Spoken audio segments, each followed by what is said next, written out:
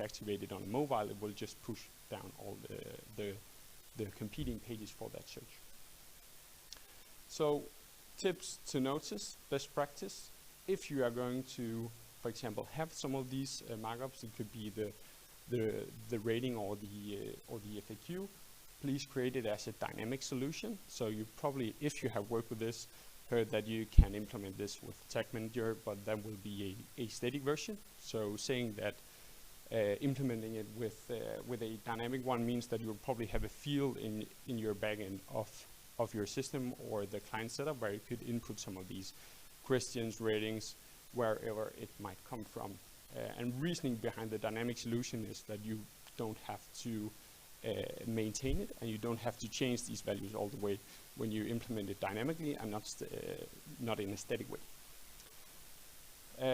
Next one is, so which one is available to you? So some of these examples are really based on e-commerce, and you probably work with clients that might not be e-commerce.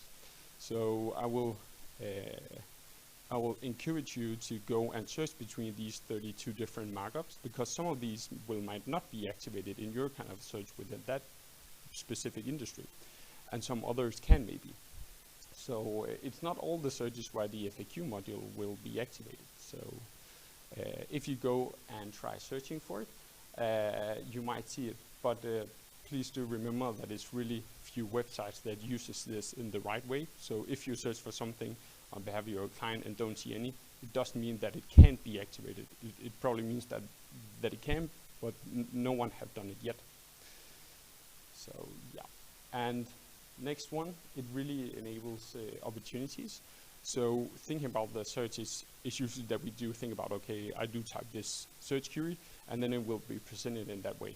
But when we have structured data, it can be replicated so many ways across all Google search. That can be Google Maps, for example, and many other ways how Google are showing results. So structured data is only one way that can enable your website and clients' websites to be shown in many ways by Google, also in the future. So one of the product markup that really improves the CTR. And what is a product markup? You might have, this is an example I brought today from a search showing an example from Walmart where the product markup is activated. So for breaking it down, we have the rating right here that has to be presented on the actual URL. So it's not enough that you just write, okay, we are rated so good. You have to show that on the website as well. Second is sometimes the mobile friendly badge is shown as well. Third is the price, and fourth is the stock status. So for specific product related searches, the stock status is usually a good thing to show. And especially if the clients have some great products that is in really, really high demand, that can improve the CTR. Also the opposite way around, if the client doesn't have any products, it can go the opposite way around, but I guess really, really few businesses will make money if they haven't any goods to sell anyway. So product markup in action. So how can this look? So I took an example with me today from a client that we have. It's called Boat Concept, and they are selling all kind of furniture, including sofas, chairs, so on. So here's an example where I just search for Boat Concept sofa. It could also be sofa. But if I do go and change to the images, and yeah, this is a Danish example called Billeder, but changing to image search, I will see this. And really, really interesting is that we have the badges that I do highlight right here. And those are the ones where product markup is enabled. And that actually means if you enable product markup on the products in an e-commerce store, for example, means that many of the images will rank a lot higher. So now on, whenever people are searching for a new sofa, they will see these sofas from Boat Concept, based on that Google are having this info that, okay, this particular product is marked as the product right here with the URL and the product image. And if I do click on one of these, I do have even more info, because right now I also do have the price on it. And that price is directly replicated from the implemented markup from the product. And this is the example of how the same info can be replicated in so many ways where it's only implemented one time on the client's website. So that is one of the examples that we have on implemented this. So you probably have heard that it's a part of some kind of code. So here's an example. And it really looks harder than it really is. So for keeping it simple, this is the code that should be replicated, for example, on product pages on an e-commerce store. It can also be implemented on a business website selling some kind of product on request, for example. But first of all, the code is turning on schema markup and the type which is product. Second is some info, and the info is, for example, the SKU number, the product name, and the same with the link to it. And then we have the review, if there's any, if you would like to show it. And last, there is product offer and discount. So sometimes there is goods, products on a discount, so that's really important that you also have this set in your code. So whenever the prices will be lowered, the code will replicate that as well. So doing this, that will have a direct impact on performance. So we have worked with a client that is on a yearly basis having a revenue around 100 million euro, and we implemented this. So example, we implemented product markup right here. The green line is organic clicks from Search Console, and the purple one is impressions from Search Console. So we implemented product markup back in March last year, and that's the Black Friday, and we have counted for the other changes that we have done in the same period. So this is just to show you that during the development time, let's say that's a couple of weeks with your developers or the client development agency, there will be a big task, but afterwards it will just compound in terms of what you will achieve and the value coming from it. Great. So wrapping this up from product markup and many of the best practices, again, please do it dynamically. That will save so much time. So don't start doing any static implementations on this. And whenever you're working with it, please test it over and over again.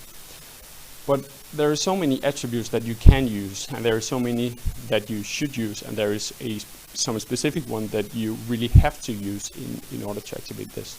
So the specific ones that you have to use is the product name, the image, the offers, correct price, and currency.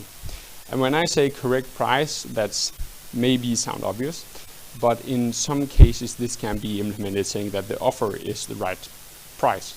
And that can cause some implications with a shopping feed running on Google Shopping.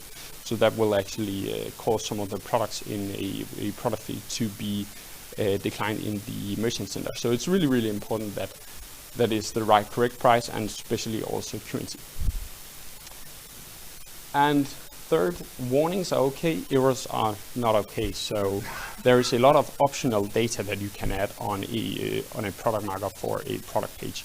And that is okay. That could be different SKU numbers, GTEN numbers, that is still optional.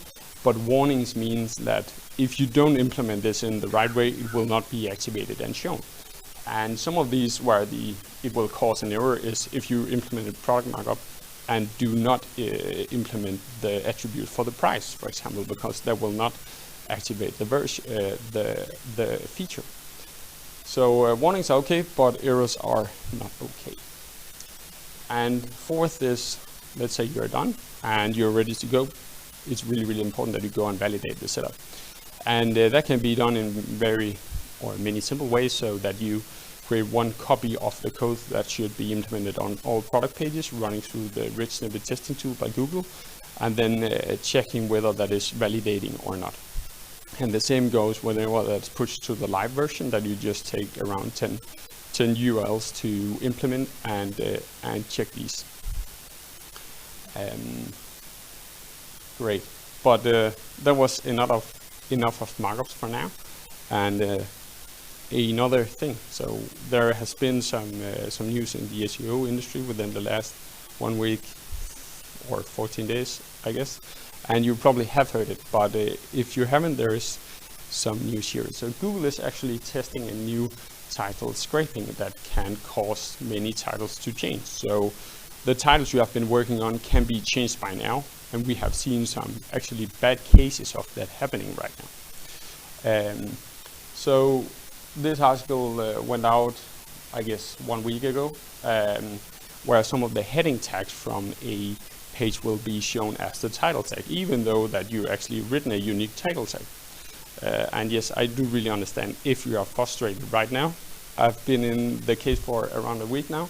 But yeah, just having some examples here that at least on Twitter something went up where many people were checking these things.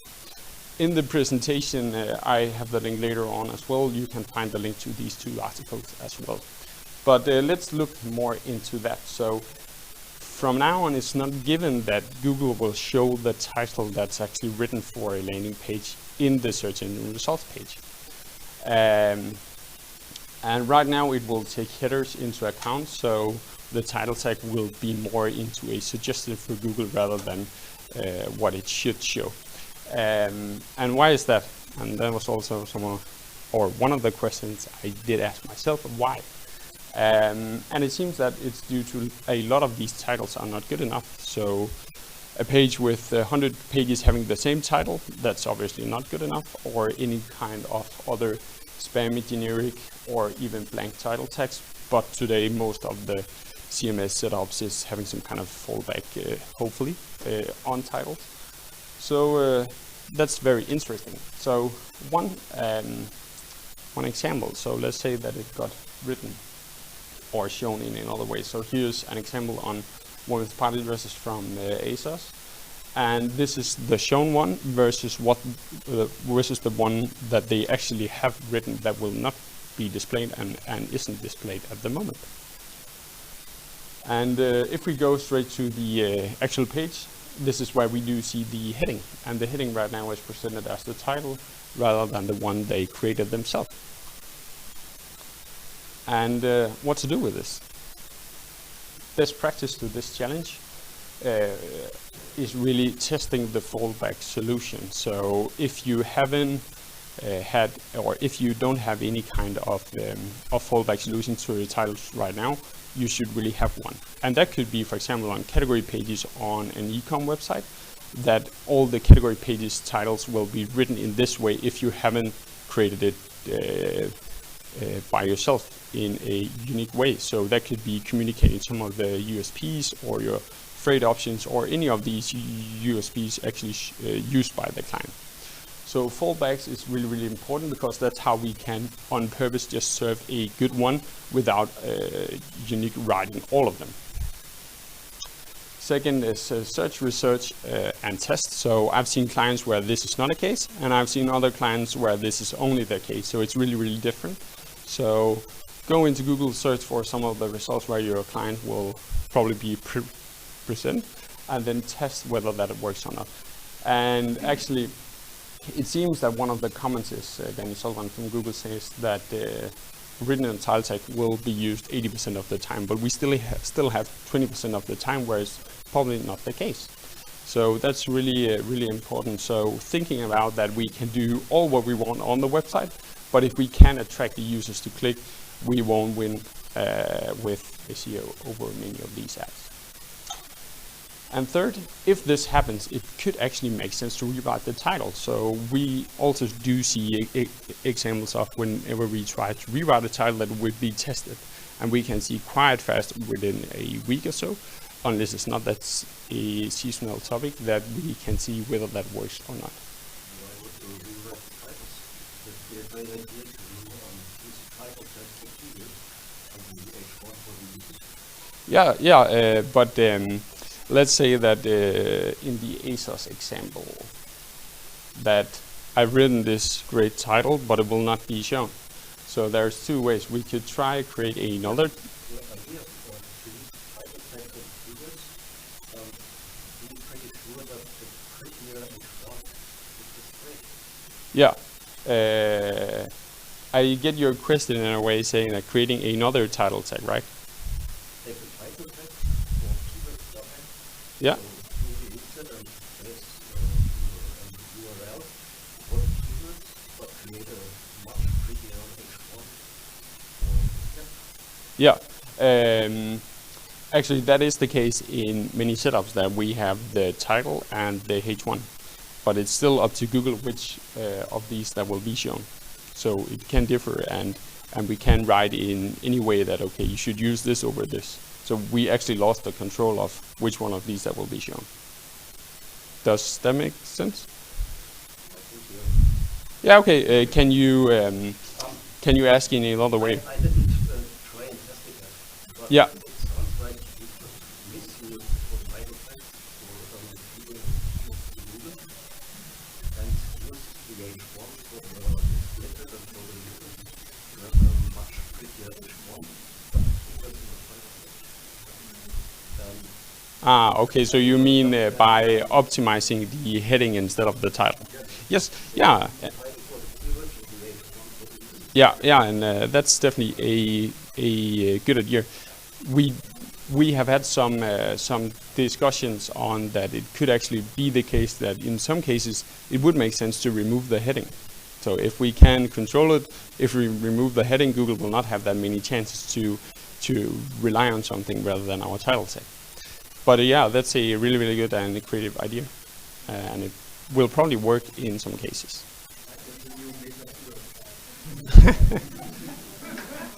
Sorry, there's a bit of noise in here. Did you have a question or?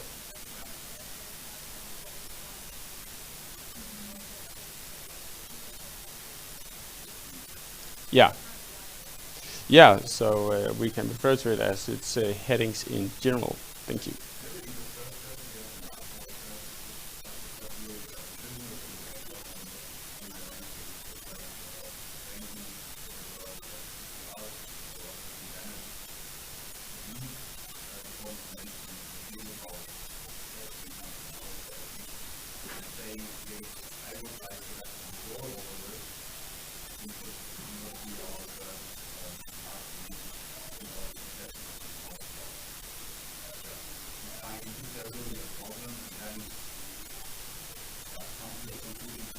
Yeah.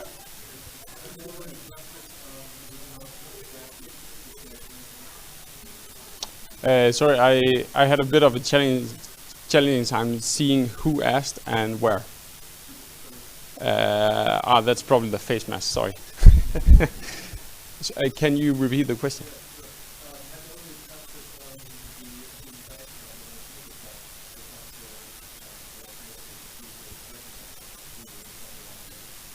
Yeah, we haven't tried some of these, but we haven't seen the results yet. But I'll go as hard on it as probably removing the heading just to see if I can direct it that way, because many of the title tag is, I guess, writing a heading in a not a clickbait way, but it will probably not be the best communicative way of doing it. So it can be the case removing it. It could also be the case of changing the semantics in another way. But I guess that's one of the things to be continued. Right now it's really new, but we have seen some rewritten titles that is worse than the ones that we've written ourselves. Yeah.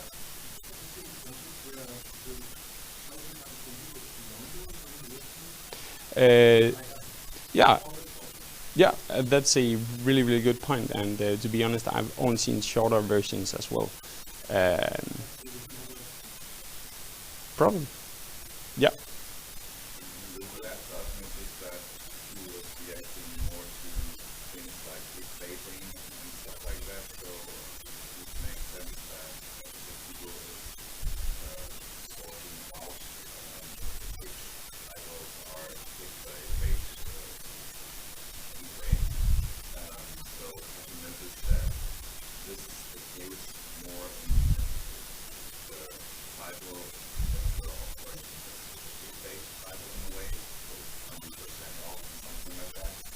Yeah, yeah, that could definitely be the case, and I know some of the ways where some websites are doing this is actually they are implementing a kind of dynamic function within the title saying that offer in August, because the month will just keep changing, and that is more into like the clickbait thing, and I guess that will tip over to the 20% that will not be shown. So that's a really good point, and I guess that Google are not interested in showing clickbait, but only the great answers to things. Great, and so great that you asked these questions or share. Any other before we continue? Okay, I guess we'll continue then.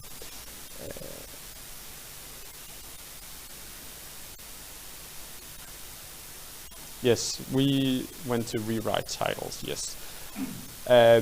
So what we do is always testing, but also saving numbers quarter to quarter to understand where we're heading, because there can be some kind of quarter that's not as good as another one due to seasonality and something else. But then we do really like to compare these things quarter over quarter going forward to just understand how we implemented this and how it works. And as you say, with the 20% off, also testing USPs could work, because some USPs might be really good and that will get users to click, and that can also help taking on new rankings. But talking so much about the clicks, let's talk a bit more about the click-through rates. So specifically working with these, best practices are not enough. So let's say that you know the maximum length, the minimum length, but you don't try search and see many of these. So that's really important, because I have myself seen a lot of cases where I've done everything what stands in the mighty SEO book, but when it's actually live, it's not shown in the way that I thought due to some kind of change or another industry where it might not work, and many of these things. So just to stress that one thing is deliveries and implementation, another thing is really checking, okay, how did that change, or did it actually work? Because sometimes it doesn't work, and some other times it's surprisingly working good. Second is what is a good USP in your market? So let's say everyone in that industry have free freight, so that's probably not a good USP. So that's really important, understanding the client's business on what is actually impacting the clients to buy from this company, and what is actually the things that they are really good at. From my own experience, it actually makes sense sometimes to talk to the customer service, because they have really the pulse on what do the clients like, and what is the great USPs that they can communicate as the customer service team. So it's really different how the USPs is, and it's really also important that to understand many of these, and probably the most important one, for example, also from product to product or product line to product lines. Third is, we have seen these FAQs going on, so we can always come up with a very simple question, but the place where you can really win a lot of clicks and CTR utilizing the FAQ markup is really figuring out the valuable questions to answer. And that again comes back to the client's business and probably the customer service team or the person that will know many of the questions that they are getting asked from clients, because that is the questions that we do need to answer, and that is also the ones that will work so great answering in a markup or in an article, for example. Fourth is searching for some kind of query where the rank will be activated, and then looking at if there is an image presented in that snippet, which image is this?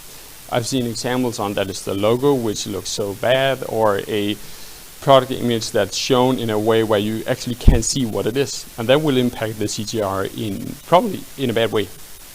So again, searching, trying, and at least seeing from the mobile search how it does look like.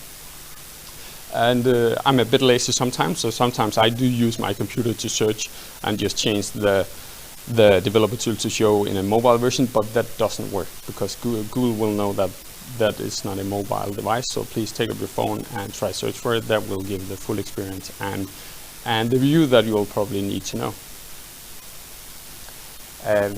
So working with CTR, usually we do conduct what we will call a CTR analysis. we do look at all titles, all descriptions to see how they have been doing. And what we really do like is to figure out what is the average CTR on this website, and looking more into the ones that will fall below the average ones, and that is probably the ones where we could get better. So that's why we are doing it, and how we are doing it is extracting all the data from Search Console, crawl the URLs and implement all of these, and again checking at least the hygienic things. And then looking at the data, you will see some of these that will be below the average on the exact website, and that is probably the ones that you should try work with. And then let's say that you work with a sheet or an Excel file, having the ones that you test, let's say from quarter to quarter, in the different columns in the sheet will let you understand going forward on which of these really worked. And last, yeah, I more or less already said it, but that could be a sheet where you have the whole overview. And in the way we do it is really like this. So I've taken an example here where we are showing the current rankings on this client, and we are also showing the CTR realized on many of these rankings. And then we do go and measure which of these do work terribly and below the performance rate that we can see they can achieve. And that's the one we do work with. So it's a massive sheet, but that's really the great overview. And yeah, again, I know it's a bit small for you that sits in the back, so you can look at the slides afterwards. So yeah. But yeah, really short, we do have a dashboard and the map of all URLs with the performance and top 3 keywords they are attracting clicks from. And last, we do have all the URLs that could benefit from optimizing based on a tick or something within. Yeah. Sorry?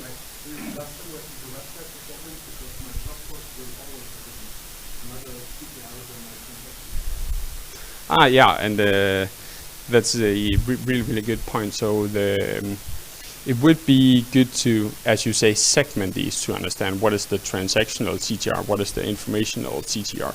And then again, talking about the informational CTR, it can be, in some cases, lower due to, let's say, a feature snippet or a rank 0 or something. So yeah, that's a super good point. Usually what I do in these cases is taking all the category pages in an e-com site or a set of category pages from a business-to-business website. So I start with the search type and not all of them. But if you're starting with all, it would be a super great idea just to segment these. Yeah.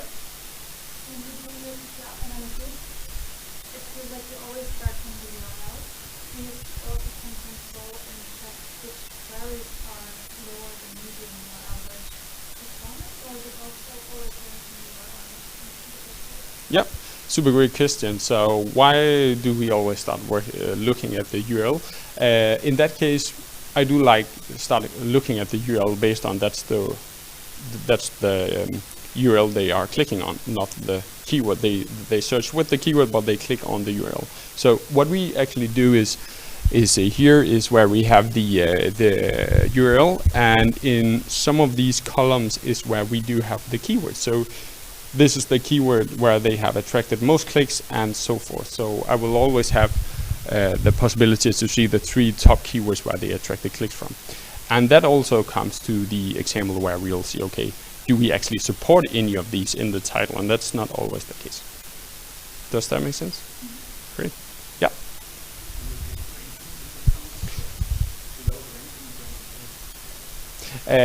Yeah, we do take it into account. So we do an average on the URL. So what's the average rank of all keywords on this URL? Just for understanding how we're doing, but we are also taking the ones from the exact keywords to have both. Great. And yeah, some more best practices. So for example, if you are working with metadata, checking it, it really works wonders having a roadmap that could last for a month or 3 months. So you know what is the steps that I do need to take on going through all of these, and what do we need to accomplish. And then again, checking the status, meaning that the ones that we implemented last quarter, are they actually being shown? How is the performance? Is there any one of these that's actually doing worse by now or a lot better? If better, why are they doing better? So following up on these things is actually half of the work, I would say. Third is, again, the fallback solutions. And as I said earlier on, many CMS setups have this function where we'll just take the heading from the content and put as the title. But if you could create a better fallback from the start, including some kind of USPs, that will be a better setup.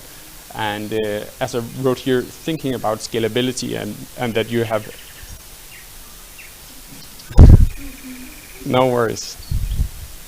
I thought somebody opened a window, but no worries. So my point here is thinking scalability. So all the time thinking, okay, if I had 10,000 pages, how would I do this in a smart way? Because usually you can be so eager to do it. Yeah, it's only 42 pages. Yeah, that's true. But if we have had 1,000 more, how would I do it in a smart way? And if you start thinking that way, that will save so much time, because you will do things in a better way, like creating a better fallback, and then you'll target all the ones that are actually not working good in a CTR analysis, for example. Great. That was one thing. Second is, let's talk rank 0.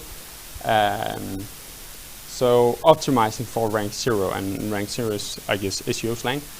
But you probably have seen a result like this, where somebody are searching for something and there's a huge answer right here where there's only one website ranking, and then there's the people also ask module. Here's one of the examples from a company called Swappy, where I searched for iPhone X dimensions. And this keyword alone is having around 6,000 monthly searches, rank above everything in the US and UK. Another example is a comparing article they wrote on difference between an iPhone X and iPhone XR, with a lot of search traction as well. Question is, how did we do this and how did we plan it? So we went about it in a way where we targeted research and inspirational searches. So all questions related to iPhones, all questions related to comparing some iPhone to another iPhone, and then we mapped all the keywords into the intent of iPhone X dimensions or difference between iPhone X and XR. And then we wrote an article about it. And that will, in some cases, trigger this function to show a part of the article in the search engine results page as well. And in this case, they will probably not sell that many phones through this article, but what will happen is at least some users will head into the website, and that will trigger all the ads on all kind of platforms. So that's a tactical way of showing or getting users into a website and then hunting them afterwards with ads, for example. So this is one of the ways where you could like win with SEO, because there's not that many ads on a search like this. And the second one, yes, again, write the article about it. And it doesn't have to be as long as you provide the valuable information. So for example, iPhone X dimensions, don't write 500 words. That's just my point here. Third is write in sections and not bullets, as you saw before. This is really a short paragraph. And if you write like a wall of text, it will probably not work as easy as if you write in small paragraphs and in bullets, or on a list or an ordered list, for example. Knowledge panel. So a knowledge panel looks like this. You probably have seen it. So it's a function that can be displayed on some branded searches in Google. So searching for some kind of brand related things can trigger this and can actually take up space for the SEO manner rather than ads. Second, you can claim it and add valuable information. So actually this knowledge panel doesn't consist of that much info, so we could actually add some more there and get it to fill out even more. So at least there won't be any competitors doing ads there on their brand or any other websites ranking for it. So if we go and go about it in this way, we'll actually take up space from other websites ranking, because usually the client will rank first for their own brand, but there can be so many other pages ranking for their brand searches. So this is one of the ways again. Another thing, claiming your My Business. So if you have a local place where the clients can go, claiming that will benefit and help them to rank on also generic searches. That's not company specific. So for example, we have one of the My Business examples here. So that's John's fishing gear. And if we go in and claim it, we can take up even more space by adding some of the most valuable information.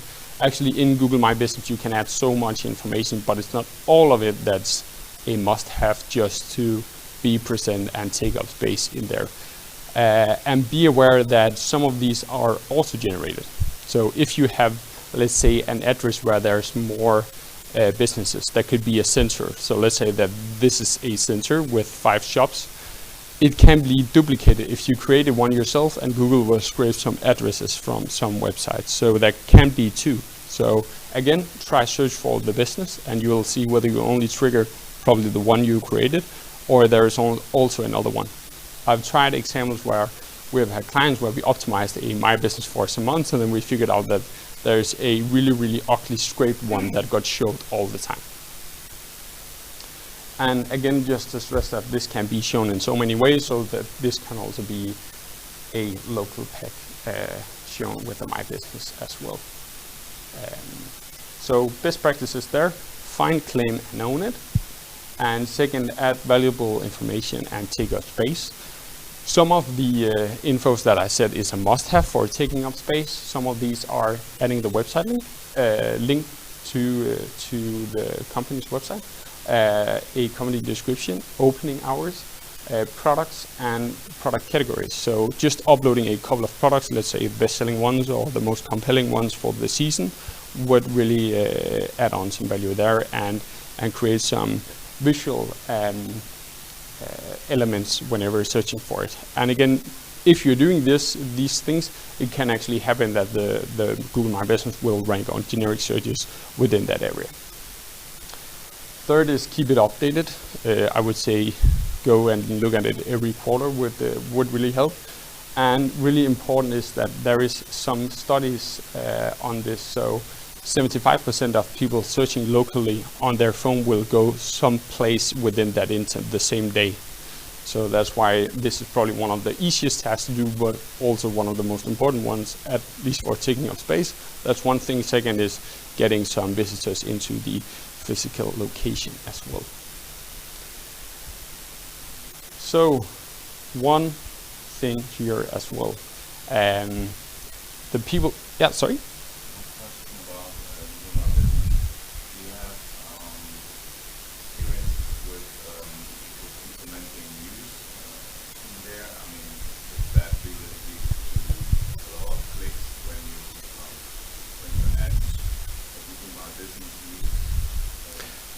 Yeah, that's a very interesting question. So last year when we had COVID to break out, many companies were writing some kind of info that please be aware our shop is closed. But some others were really, really creative and they wrote that we have 20% off online. And that is, I don't know, quite creative, but also probably a bit too creative. So what happened there was that Google created the post called COVID update, and that meant that they were actually pushing down the update that you can write, and then the COVID update were placed something right here or here depending on the opening hours. So in many cases now, whenever you are writing some kind of news, it will be presented below products. But I will any day prefer products to be shown over a news article. But what we do see is this is changing every year just prior to Black Friday. And I guess you know why. That's due to so many businesses are writing 50% off next week, whatever. Yep. Any other questions to this? Okay. Yes. Great. So people also ask, you might have seen this module. It's Some people think it's the same as the FAQ model, but it's not the same. So this is really a module that Google are assembling info and just creating a section where you could go and see some of these questions. And just for showing this to you, for the one of you that probably haven't seen both, is that this is the people also ask module. So this is an assembling of questions referred or searched on the internet and articles that can answer that intent. But how can we actually achieve rankings on these and taking up space? That is the point I'll come back to by now. So here also an example. So allergy testing, that's a thing every spring. I don't need to myself yet, but probably one day. So searching for it is allergy testing right here. And then we have a featured snippet saying something about it. And then we have people also usually ask questions in the UK, for example, and then another website ranking. So the way where we can get shown here, so whenever users are clicking on these, it will be folded out and show a part of the article and a direct link to the article. And that's a bit of a hidden rank 2, 3, 4, 5, and 6. So how can we do that? So search for your main keywords and map the questions. And map the questions meant by mapping what is actually shown. So in this case, I went on it in a way searching for allergy testing, and then I noticed, okay, what's the questions that Google are showing? Because we know if they are showing it, that's probably the ones that users are interesting to know or getting answered. So search for main keywords and map the questions. Then second, set up a content plan. And third, post, check, and refresh. So looking at the questions, creating a content plan, go and write these articles, and then you will start getting many of these rankings. It sounds fairly easy, and it's really not that hard doing it, because you just have to know which of these that you should answer. And if the website is compelling and interesting within that industry in the first place, this could probably be some interesting articles to write anyway. So that could be some content suggestion to them if they are writing the content themselves also. Great. And again, if you would like to see these slides, I'll upload these in around 20 minutes or so. And that's where you can find these. And I'll be around in here, or sorry, if you want to take a picture of it, that's completely okay. But I'll be in here for around half an hour or so. So if you have a question or want to share or something, I'll be here. But anyway, thank you for having me here, and it's such great to see people in a way where I can talk to you and not just talk to the screen. So thank you very much, and see you.